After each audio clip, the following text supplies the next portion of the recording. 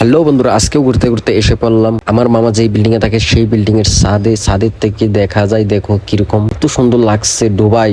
আমার কাছে তো ডুবাই ডুবাই ফিলিংস আসছে, কারণ বন্ধুরা আমি তো কখনো ডুবাই দেখিনি, সেই কারণে আমি বললাম আর কি। বন্ধুরা আজকে এত কথা বলবো না, তোমরা আগে বন্ধুরা ভিডিওটা দেখো।